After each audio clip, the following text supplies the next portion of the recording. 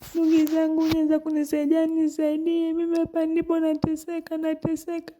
Nilitoka Kenya naacha mtoto wangu na miezi miwili niaje kujitafutia maisha. Kunafika huku bosi wangu anaona ninajaza maziwa, wanajibu yake alisasa. Mimi hapa ndipo nina wiki mbili tu, na wiki mbili hizi tayari naambiwa kazi yangu ya kunyonyesha mambwa.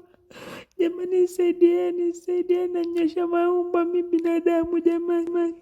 Central Organization of Trade Unions Secretary General Francis Atwoli called on President William Ruto's administration to immediately ban all employment agencies following a viral video showing a Kenyan who was forced to breastfeed dogs by her employer in Saudi Arabia.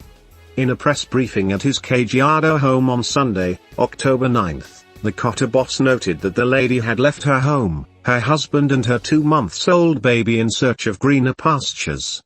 Upon the realization that the lady is a new mother and can breastfeed, the Gulf employer gave the Kenyan the task of breastfeeding his puppies.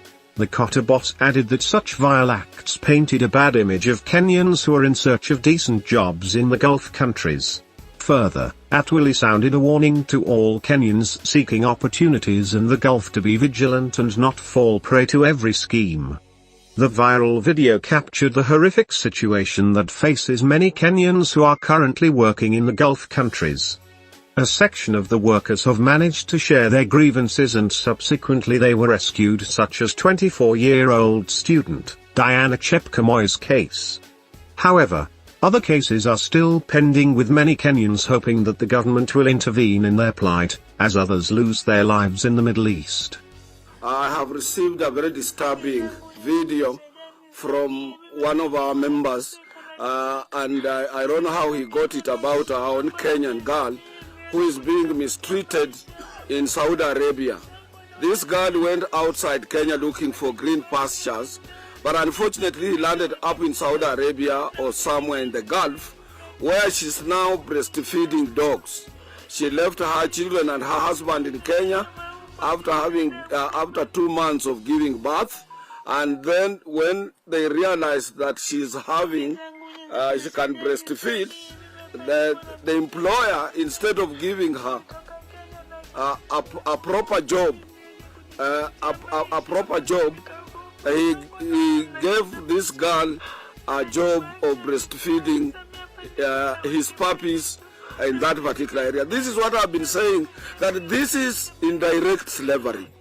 And I want to appeal to our government to go the way the first government of President Kibaki under Phyllis Kandie as the Minister of Labor did. He banned all employment agents. She banned all employment agencies in Kenya. Because let this issue of our people, migrant workers from Kenya, be a government to government. Let government of Kenya negotiate with the government of Saudi Arabia on terms and conditions of service, be it in Qatar or anywhere in the Middle East, so that our people living this country can do decent jobs, not a job of breastfeeding dogs. This is very dangerous to our own country. It denies the dignity of our own people. It denies respect of our own people.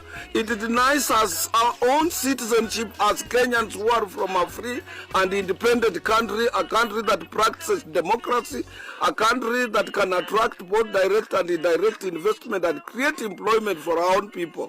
I want to appeal to the government of His Excellency President William Samoei Ruto to ban all employment agencies and review issues related to outside employment of this country, as it has been always advocated for by the International Labour Organization, so that our people can have decent jobs there. And we better as Kenyans remain the way we are, but with our own respect and dignity. So I'm appealing to our government again that let us ban all these employment agencies. These people, what they are trying to do with our young girls, young daughters and sons, is applying indirect slavery. And when somebody goes outside there, she or he is a completely 100% slave. How can one's daughter be turned into a person, to an animal who is breastfeeding animals, dogs? It really, it lowers the dignity, it lowers our standards as Kenyans. In cases like this, sinaga maoni kabisa. I don't know what to say, because these things are traumatizing to even think about them, leave alone watch, to even think that something like this would be happening to a fellow human being, especially when you are in these Gulf countries. It's very, very, very disturbing.